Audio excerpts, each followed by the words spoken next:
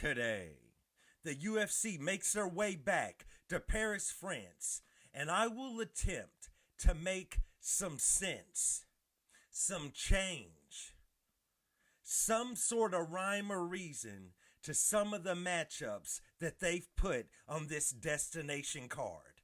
All of this and more on today's episode of Matter of Fact MMA. What's up?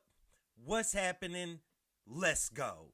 What's up, guys? We right back at it. We right back with it. It's your boy, Matt, and we're here to talk about just a strange card that is about to take place at UFC Paris, where the main event, okay, I'll roll with it. Definitely makes sense. Makes the most sense.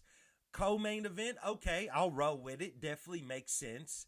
You know what I'm saying? But other matchups, questionable. Questionable. And that's what we're going to talk about. Let's start with the main event. Nassourdine Imavov steps in the octagon with Caio Borralho. Bro, let's get off into it. This is the fight currently at middleweight, right?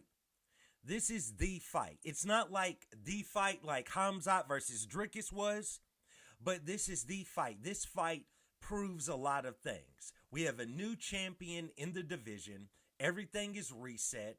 We want to see him fight the guys at the top. And the winner of this definitely could be getting the next title shot against Khamzat Chimaev, because I don't see the UFC doing a rematch with Dricus.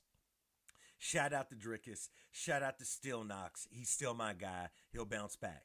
Nevertheless, let's get into this. Man, Nassourdine, when you look at this guy's early UFC career, right? You look at the guys he beat early on. And one thing about his fighting styles, I believe that early on in his career, you would see that Nassourdine would go out there and put it on his opponents in the first and the second round. He would put it on them. It was a strike fest. If they were trying to take him down, he was stuffing those takedowns. If there was any sort of a grappling exchange, homie was coming out on top in the scrambles, right? And he used to get such a dominant lead over his opponents that what we would see is in the third round, he would slow it up a little bit. He would take a little bit of the round off. He would do just enough to make it to the end of the fight, but he would try to stay safe, but it was a considerable, noticeable drop-off from the output he was putting out in the first and second round. And that was his MO. I really believe that until he lost to Sean Strickland. And I believe that Strickland loss really made him get a little bit more dialed in, where he wasn't necessarily going out there in a fight to be the berserker and really try to finish his opponent. But at the same time, there was more of an emphasis on there's about to be a fight. I'm not going to go out here and get a lead on the scorecards and then coast, take a few shots, but end up winning on the scorecards. No, I'm actively going to go out there and fight you. I'm actively going to go out there and throw some hands. I'm not going to be reckless. I'm going to be skilled. I'm going to have technique. But I'm going out there and I'm fighting with a purpose. And that is, if I'm going to win on the scorecards, I'm winning all 3 rounds, right? Or it's a dominant 2-1. And that one, if that's in the third round, you're not going to beat me by much. And that's what I feel like he adopted. He goes out there, he defeats Jared Cantonier. He goes out there, he gets a decision win over Brendan Allen. Then he goes out there and he KOs Israel Adesanya, former middleweight king, KOs him in the second round, right? Clean. No shenanigans, you know what I'm saying? And Nassourdine, he's sneaky, he's sly, he low-key has moved his way in position where if a win here, he could be fighting for the championship. And this guy is good on the feet. You know, he has great technique. He's very accurate. You know, He's comparable on the ground. He's not a wrestler. He's not going to go out there and do a blast double leg or anything like that. But he's comparable, and in scrambles, he a lot of the time he can come out on top. With that being said, he's stepping in there with the individual in Caio Borralho that has one element of mixed martial arts that Nassourdine, I believe, doesn't have. Or he definitely has never shown this. Borralho is going out there as one of the lead guys, one of the top game planners of the Fighting Nerds team.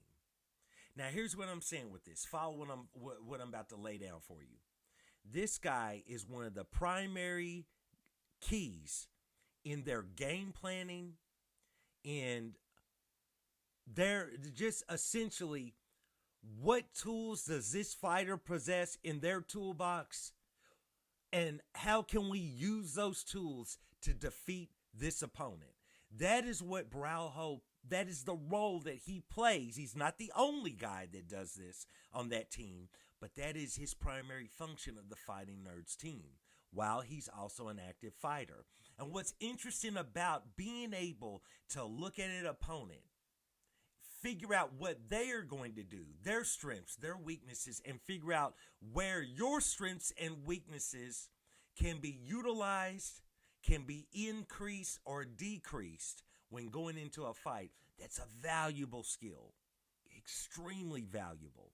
And what's interesting about Borralho, unlike a lot of other fighters, your Henry Cejudos, who realized late in his career this ability to have this game planning, to be this coach, to come up with a game plan for an individual to go out there and defeat their opponent. This didn't happen for Henry Cejudo till late in his career. Many wars, many battles, many injuries, right? Possibly not a lot left in the tank when he realized his ability. Think about Uriah Faber. Uriah Faber is an outstanding coach right now over at Team Alpha Male. But when he was in his prime, in his fighting career, he didn't seem like he had that extra gear, that extra ability or skill to truly break down his opponent's weaknesses and strengths and figure out where he fit into that equation. It looks like to me he didn't really figure that out until late in his career. Think about Dan Hardy, another guy who late in his career realized this ability, this talent to be a coach and to game plan, a serious game plan. This happened for these guys late in their career. By that point, so many injuries have mounted, so many obstacles in and out of the octagon, they could never utilize that tactic. Well, Borralho is early in his career. He's young in his career overall. And he has that ability. And I see a lot of people picking him to go out there and to win this fight over Nassourdine. And I am actually going to pick Caio Borralho to go out there and win this fight. But in my opinion, where he wins this fight is that extra ability. I feel like he's comparable on the feet, devastating body kicks. He sneaks in tricky high kicks. He gets you to believe, and he's going to the body, and then wham, he hits you with a high kick. He has a comparable jab. He can keep someone at bay. But when he needs to, he's an outstanding grappler.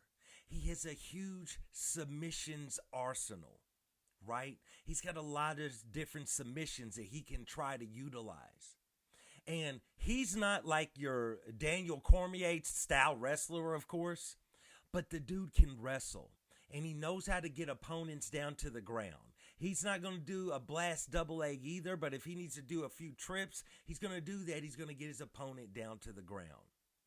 But the primary thing is he's outstanding at sticking to a game plan. So, of course, he's got extra sets of eyes that assist him with making these game plans.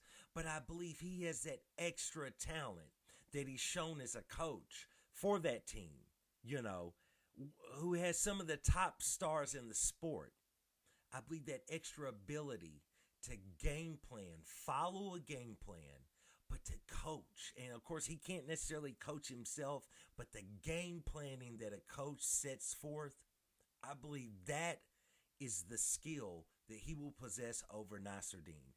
I see him winning this fight. I'm not going to say I'm not going to necessarily say he's going to go out there and finish Nassourdine. But I think at the end of 5 rounds, he's shown he can go 5 rounds without a problem. And I think he will convincingly win on the judges' scorecards, right? I don't think he's going to dominate Nassourdine at all. But I definitely feel like he's going to go out there and show you for real why he deserves to be slotted in to fight for that championship. You know what I'm saying? I don't know if he'll be next for Hamzat, but with the win here, he definitely stakes his claim. He definitely puts himself right there. I mean, right there at the top, matter of fact. You know what I'm saying? No pun intended. Right there at the top. And that's just what it is. You know, if Nassourdine wins, I don't see it being any sort of a submission stoppage. It'll definitely be on the judges' scorecards. I could definitely see him getting a 5-round decision. If there's any sort of a finish on the Nassourdine side, it's going to be by knockout. He's going to catch him with something because, I mean, Nassourdine's stand-up ain't no slouch. He just knocked out Israel Adesanya. I repeat, he just knocked out Adesanya in the 2nd round. So he ain't no slouch on the feet. But I think Caio Borralho is going to go out there and win this fight. Let's move on to the co-main event. Co-main event also is another fight that makes sense on this card. And that is Benoit St. Denis steps in the octagon with Mauricio Ruffy as I hit the camera. Bro, I think this is going to be a good fight, right? This is a fight that's going under the radar. I feel like it should get a little bit more shine than what it's actually getting because I think there's a lot at stake. I think Benoit St. Denis is still in a proven period. Probably more so than Mauricio, right? Why do I say that?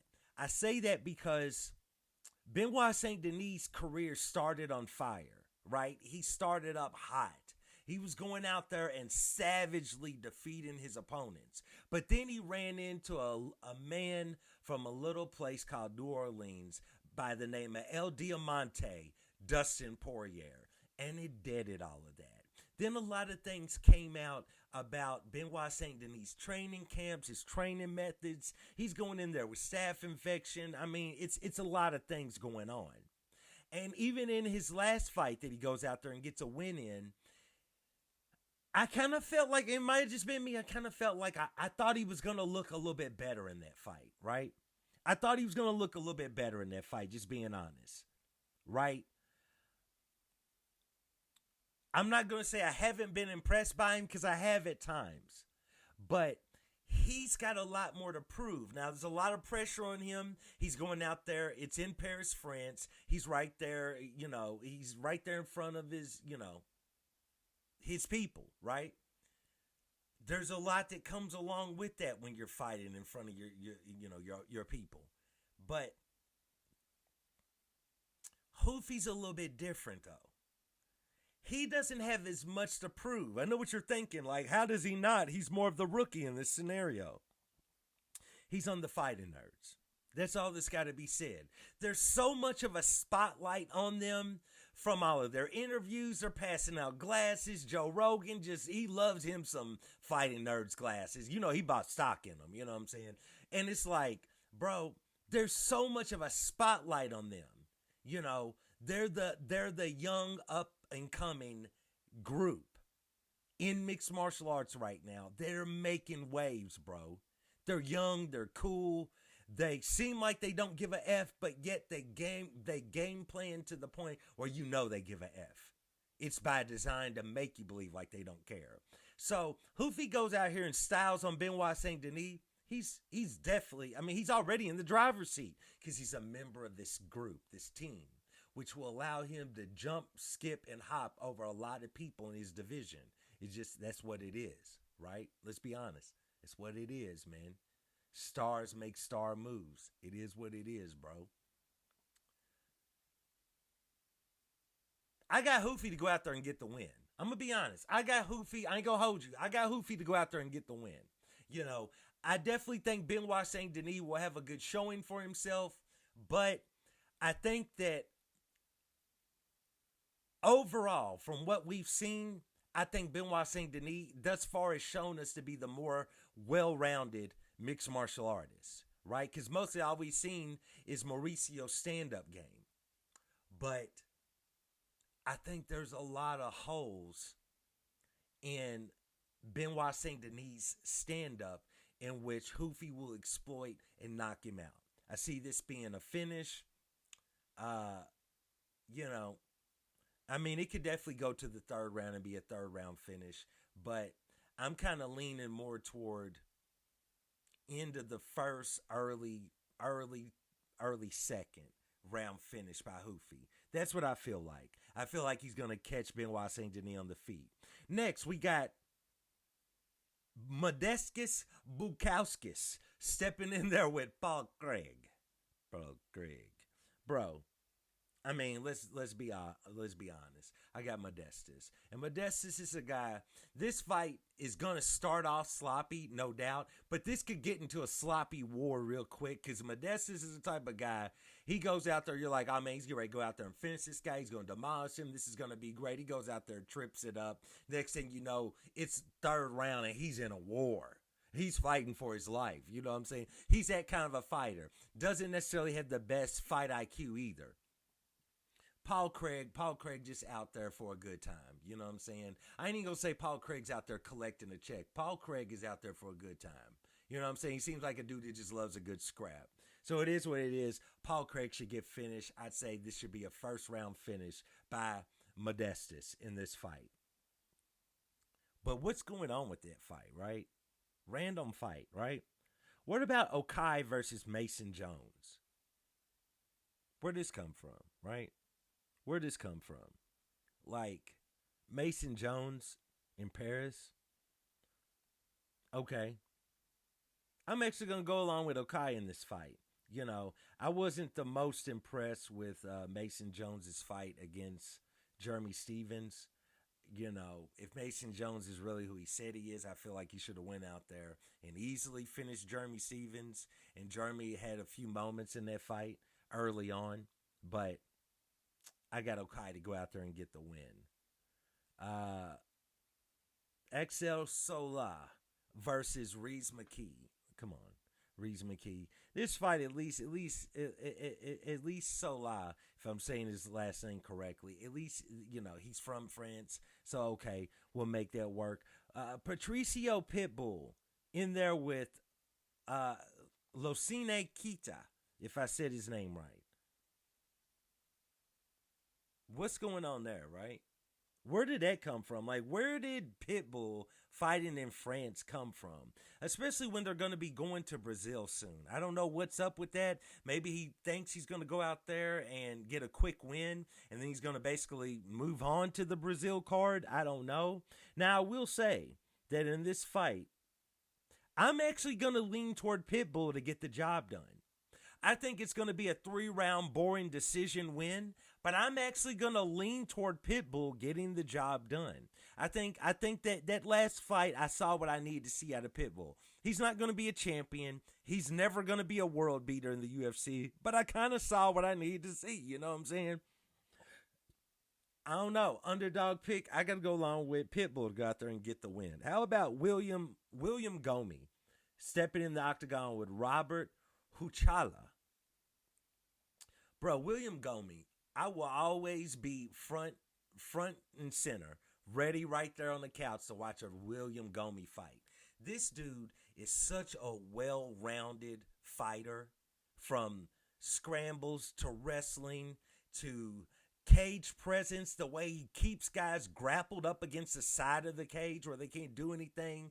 Good dirty boxing, sneaky elbows, great on the feet. You know, high volume striking. A lot of strikes gonna get thrown. You know what I'm saying? You probably want to do all the overs on strikes for him. You know what I'm saying? Underdog fantasy, you know I'm be playing the over strikes for William Gomi. And DraftKings still out here making it happen for y'all. Holler at me. Matter of fact, MMA, we on the come up. You can get in on the ground floor. Nevertheless, bro, William Gomi goes out there. He puts a striking pace on his opponents. He spin kicks, devastating body kicks, high kicks, spinning back elbows. The guy is a tricky fighter. He's outstanding. It's always action. I'm all for it. Of course, I got William Gomi to go out there and get the win. Last fight, I'm just going to bring up Omar Sy stepping in the octagon with Brinson Ribeiro. Look, we know what y'all doing. Y'all set this up for Ribeiro to go out there and I was about to say get the win. That would have been a slip of the tongue because he getting ready to go out there and take a heavy L. Now, there has been moments where I felt like Sy kind of slowed up.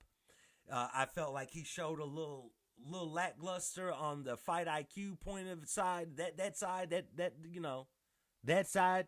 But come on, bro, Brent, come on, Ribeiro. Other than the fact he can lose tremendously and really make other guys really prop him up, this guy's got to be on his way out, right?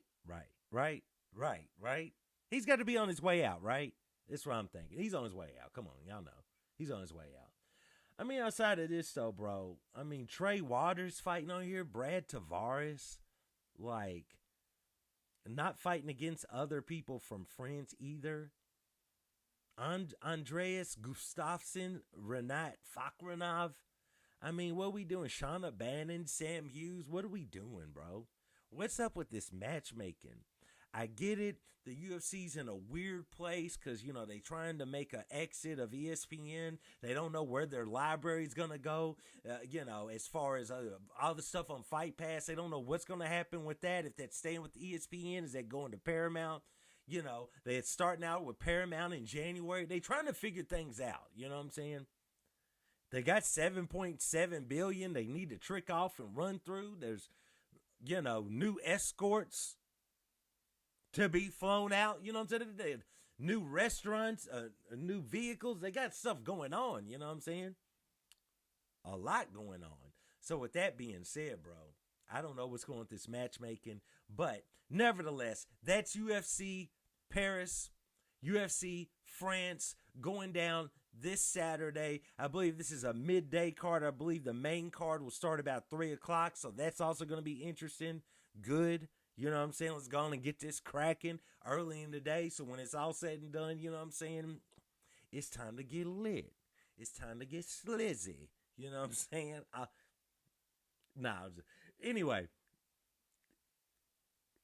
Anyway, so please like, subscribe, comment. Let me know what you think. Let me know who you picking in the main event and the co-main event. And once again, I do want to thank you guys for joining me for another episode of Matter of Fact MMA. And I'll check you next time. Peace.